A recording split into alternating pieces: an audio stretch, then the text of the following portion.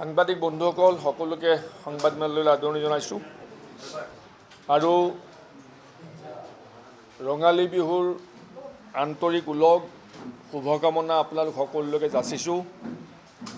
আপোনালোকৰ জৰিয়তে অসমবাসী ৰাইজলৈ আমাৰ শ্ৰদ্ধা আৰু উলগ যাচিছোঁ।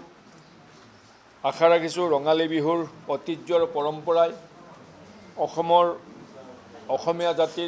অসমীয়া বৰ জাতিৰ বৰঘৰ সুদৃঢ় কৰক, সমন্বয় আৰু সম্প্ৰীতি এনাজৰীডাল কটকটীয়া কৰক আৰু অসমীয়া জাতীয়ত্বৰ স্বাভিমান অসমৰ মাটিৰ সৰ্বকালৰ বাবে সুৰক্ষিত হোৱাৰ পথ ৰচনা কৰা হোক। সাংবাদিক বন্ধুসকল, কেইটামান পোষ্ট ইলেকশ্যন যিবোৰ পৰিস্থিতি আমি দেখিছোঁ, নিৰ্বাচনৰ পৰৱৰ্তী সময়ৰ পৰিস্থিতি, সেই সম্পৰ্কত দলৰ আনুষ্ঠানিক প্ৰতিক্ৰিয়া আমি ব্যক্ত কৰিব লৈছোঁ। নিৰ্বাচনৰ সমাপ্তি হোৱাৰ পাছৰে পৰাই চৰকাৰখনৰ আক্ৰোশমূলক আৰু প্ৰতিশোধপৰায়ণ মানসিকতাত আমি উদ্বিগ্নতা প্ৰকাশ কৰিছোঁ আৰু আমি এই কাৰ্য অগণতান্ত্ৰিক বুলি অভিহিত কৰিব বিচাৰোঁ। গণতান্ত্ৰিক প্ৰমূল্যবোধক অসন্মান জনাই বৰ্তমান হিমন্ত বিশ্ব শৰ্মা ডাঙৰীয়াৰ চৰকাৰে আৰক্ষী বাহিনীক ৰাজনৈতিকভাৱে ব্যৱহাৰ কৰি যিবোৰ কৰ্মকাণ্ড কৰি আছে, সেইবোৰ মুঠেও গ্ৰহণযোগ্য আৰু সমৰ্থনযোগ্য হ'ব নোৱাৰে।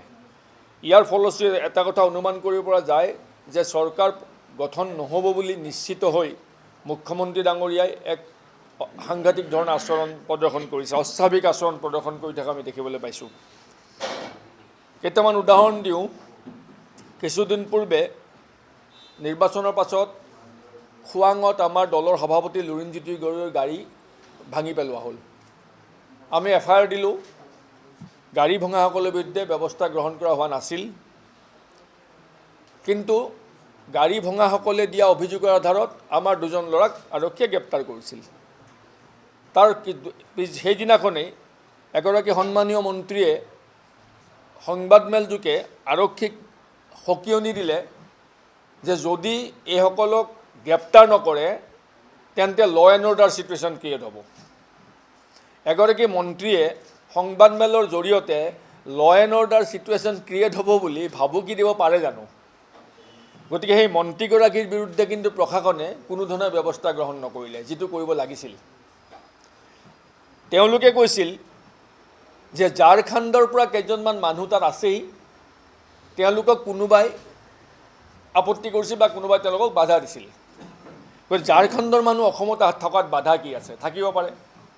গতিকে আইনগত ব্যৱস্থা গ্ৰহণ কৰিব লাগে বুলি বিজেপিৰ মন্ত্ৰী আৰু অন্যান্যসকল দাবী জনাইছিল। এতিয়া একেই প্ৰশ্ন যদি আমি গুৱাহাটীৰ ক্ষেত্ৰত কৰোঁ, গুৱাহাটীত কুংকি চৌধুৰীৰ IT টিমৰ 2-3জন ব্যক্তি দিল্লীৰ পৰা আহিছে বুলি কৈ দিল্লীৰ পৰা আহি থাকিব নোৱাৰি বুলি তেওঁলোক পুৱতি নিশা 3 বজাত গ্ৰেপ্তাৰ কৰা হ'ল। যদি কুংকি চৌধুৰীৰ লগত থকা 3গৰাকী দিল্লীৰ যুৱক থাকিব নোৱাৰি গ্ৰেপ্তাৰ হ'ব লগা হয় পুৱতি 3 বজাত পুৱতি নিশা, তেনেস্থলত খোৱাঙৰ বিধায়কৰ লগত ঝাৰখণ্ডৰ মানুহ থাকিব পাৰিব, তেওঁলোকৰ বিৰুদ্ধে ব্যৱস্থা গ্ৰহণ নকৰিব, এইটো কেনেকুৱা ধৰণৰ বিচাৰ হ'ব পাৰে? বিচাৰটো সকলো ক্ষেত্ৰত সমান হ'ব লাগিব, ন্যায় সকলোৰে বাবে সমান হ'ব লাগিব। তাৰ পাছতেই গুৱাহাটীত আপোনালোকে মন কৰক, কুংকি চৌধুৰীক সমন দিয়া হ'ল। বাৰম্বাৰ সেই ছোৱালীগৰাকীক আৰক্ষী থানালৈ গৈ ষ্টেটমেণ্ট দিব লগা হ'ল। তেওঁৰ টীমৰ মানুহ গ্ৰেপ্তাৰ কৰিলে। অভিযোগ কি? অভিযোগটো হ'ল তেওঁ পুলিং বুথত প্ৰৱেশ কৰিছিল। মানে অতি হাস্যকৰ লজ্জাজনক কথা, প্ৰাৰ্থীয়ে পুলিং বুথত প্ৰৱেশ কৰিব পাৰে, সেই বিধি থকাৰ পাছতো এটা আচৰিত বিষয় এটা লৈ এটা বিতৰ্কৰ সৃষ্টি কৰিব বিচৰা হৈছে। যিকোনো প্ৰাৰ্থীয়ে পুলিং বুথৰ ভিতৰলৈ যাব পাৰে, তাত কোনো বাধা নাই। এইটো বিধি আৰু নিয়মে এলাও কৰে। নিৰ্বাচনী আয়োগৰ বিধিমতেই প্ৰাৰ্থীগৰাকী পুলিং বুথৰ ভিতৰলৈ যাব পাৰে, কিন্তু কুংকি চৌধুৰীক পুলিং বুথৰ ভিতৰলৈ যাব দিয়া হোৱা নাছিল। তেওঁ দুৱাৰমুখৰ পৰা কথা পাতিছিল, ভিতৰত প্ৰৱেশ কৰিব দিয়া নহ'ল। সেইটো অভিযোগ দাখিল কৰা হৈছিল। তেওঁক বাধা দি প্ৰিজাইডিং অফিচাৰজনেহে অপৰাধ কৰিছিল। তেওঁৰ বিৰুদ্ধে ব্যৱস্থা গ্ৰহণ কৰিব লাগিছিল যে নিৰ্বাচনী বিধি নজনাকৈ প্ৰিজাইডিং অফিচাৰৰ দায়িত্ব পালন কৰি থকা জনৰ বিৰুদ্ধে ব্যৱস্থা গ্ৰহণ কৰিব লাগিছিল, কিন্তু সেইজনৰ বিৰুদ্ধে ব্যৱস্থা গ্ৰহণ কৰা নহ'ল। কুন্কি চৌধুৰীৰ বিৰুদ্ধে ব্যৱস্থা গ্ৰহণ কৰা হ'ল। তেওঁ প্ৰৱেশৰ চেষ্টা কৰিছিল, প্ৰৱেশ কৰি কিন্তু পাৰে, বিধিয়ে কয় পাৰে বুলি। তাৰপিছত ক'লে লগত দেহৰক্ষী লৈ গৈছিল। দেহৰক্ষীজন আৰক্ষী বিভাগৰ, তেওঁৰ প্ৰশিক্ষণ আৰক্ষী বিভাগে দিয়ে। দেহৰক্ষীজনক আমাৰ প্ৰাৰ্থী কুন্কি চৌধুৰীয়ে বাধা দিছিল যে আপুনি যাব নালাগে, ইয়াত ৰওক। দেহৰক্ষীজনে কৈছিল যে মোক ওপৰৰ নিৰ্দেশ আছে, আপোনাৰ লগত যাব দিছে। আৰক্ষীয়ে নিৰ্দেশ দি দেহৰক্ষীজনক লগত যাব দিছিল, অন্যফালে দেহৰক্ষীজন নিয়া বুলি কৈ তেওঁৰ বিৰুদ্ধে গোচৰ ৰুজু কৰিছে। অন্যহাতে কুন্কি চৌধুৰী পুলিং বুথৰ ভিতৰলৈ যোৱাই নাই, তেওঁ দুৱাৰমুখৰ পৰা কথা পাতিছিল, তাক যাবলৈ দিয়া নহ'ল। প্ৰকৃততে তেওঁ ভিতৰলৈ যাবলৈ নিদিয়াটোৱে অপৰাধ, কাৰণ প্ৰাৰ্থী ভিতৰলৈ যাব পাৰে।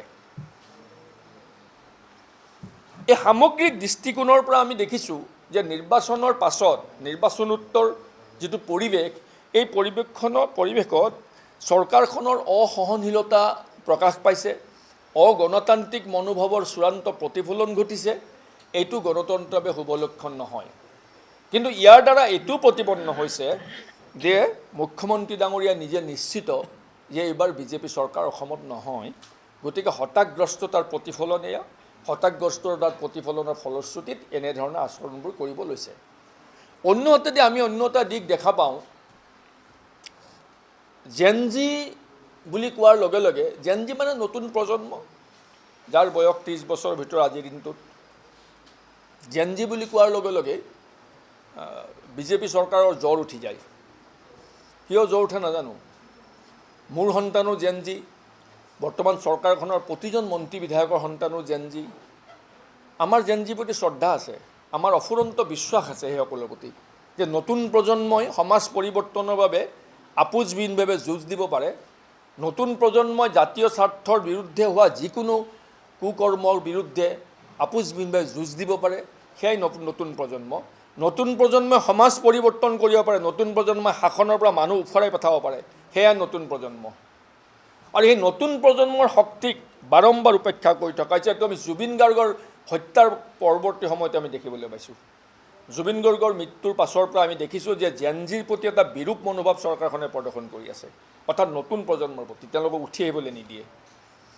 আমি নতুন প্ৰজন্মক এটা নতুন দৃষ্টিভংগীৰে, নতুন ধাৰাৰে তেওঁলোকক আমি আগবঢ়াই নিব বিচাৰিছোঁ।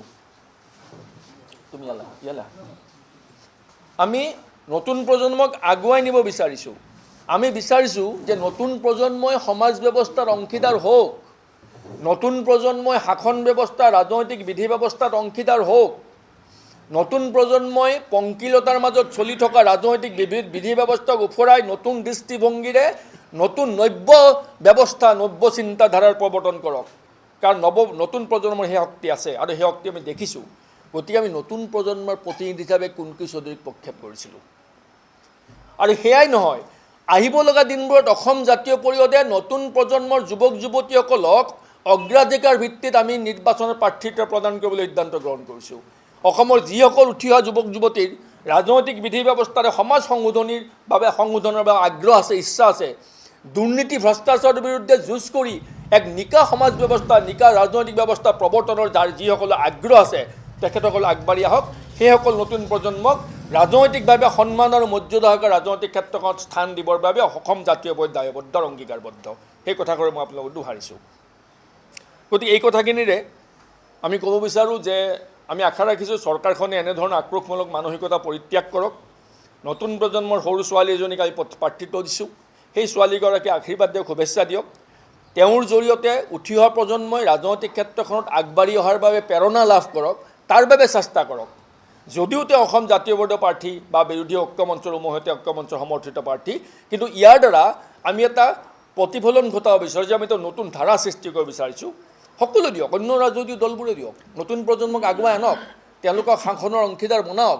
পুৰণা মানুহবিলাকে, যিবিলাক মানুহ বুঢ়া হৈ গ'লোঁ আমি বা বুঢ়া হৈ গৈ আছে, তেওঁলোকে সমাজ ব্যৱস্থাত পৰিৱৰ্তন অনাত হয়তো সফল হ'ব পৰা নাই ক'ৰবাত।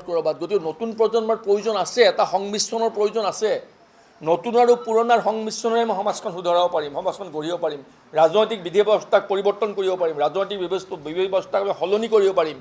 তাতোকৈ ডাঙৰ কথা যে ৰাজনৈতিক বিধি ব্যৱস্থাটোৰ আজিৰ যিটো ৰাজনৈতিক পৰিৱেশ, ইয়াত অৰ্থকেন্দ্ৰিক, অৰ্থ সৰ্বস্ব ৰাজনীতি আৰম্ভ হৈছে, মূল্যবোধৰ চূড়ান্তভাৱে অৱক্ষয় হৈছে। গতিকে আমি বিচাৰোঁ নতুন প্ৰজন্ম আগুৱাই আহক, মূল্যবোধ প্ৰতিষ্ঠা হওক সমাজত, ৰাজনৈতিক ক্ষেত্ৰত মানুহে ন্যায় পাওক, সুশাসন প্ৰতিষ্ঠা হওক, আৰু এই নতুন চিন্তাধাৰাবোৰ ৰাজনৈতিক ক্ষেত্ৰত যদি আহিব লগা হয় তেন্তে নতুন প্ৰজন্ম আগুৱাই আহিবই লাগিব। তেওঁলোকৰ কাৰণে আমাৰ দলৰ দুৱাৰ খোলা আছে। এইখিনিয়ে মোৰ ক'বলগীয়া। আৰক্ষী বিভাগৰ এটা অনুৰোধ জনাম, আৰক্ষী বিভাগে গোটেই সামগ্ৰিক ব্যৱস্থাবোৰত নিৰপেক্ষ দৃষ্টিভংগী ল'ব পাৰিলে ভাল। যদি অন্যায় অনুৰোধ ৰাজনৈতিকভাৱে কোনোবাই কৰেও আৰক্ষীয়ে এইটো ডিনাই কৰিব লাগে, আৰক্ষীয়ে এইটো নিৰ্দেশ মানিব নালাগে, সেইখিনি গাটছ থাকিব লাগে, সেইখিনি দৃঢ়তা আৰক্ষী বিভাগৰ থকা উচিত। গতিকে আৰক্ষী বিভাগক আমি আহ্বান জনাম যে ৰাজনৈতিকভাৱে জাপি দিয়া অন্যায় নিৰ্দেশসমূহ আৰক্ষী বিভাগে নামানো বুলি কোৱাৰ সাহস গোটাওক, আৰু সেই সাহসটো গোটালে সমাজত সুশাসন প্ৰতিষ্ঠা হ'ব। আৰু এটা অভিযোগ ইয়াৰ বিৰুদ্ধে, হাস্যকৰ অভিযোগ, এওঁ তাতে ক'ৰবাত ৰাতিপুৱা ওলাই আহিছিল, একো খোৱা নাই কোনকিয়ে, কাৰোবাৰ ঘৰত তেওঁক মাতিলে তাৰ তাত গৈ কিবা এটা খালে ৰাতিপুৱা জলপান, সেইটো এটা অভিযোগ লোক। আৰু অমুকৰ ঘৰত গৈ বেলেগৰ ঘৰত গৈ জলপান চাহ কিয় খাইছা, মানে অতি আশ্চৰ্যজনক, মানে এইটো এটা টৰ্চাৰ, নিৰ্যাতন, এইটো ইণ্টেনশ্যনেল নিৰ্যাতন। থেংক ইউ ছ' মাছ, ধন্যবাদ। যিকোনো খবৰৰ বাবে যোগাযোগ কৰক আমাৰ এই নম্বৰত 9181 307 2221।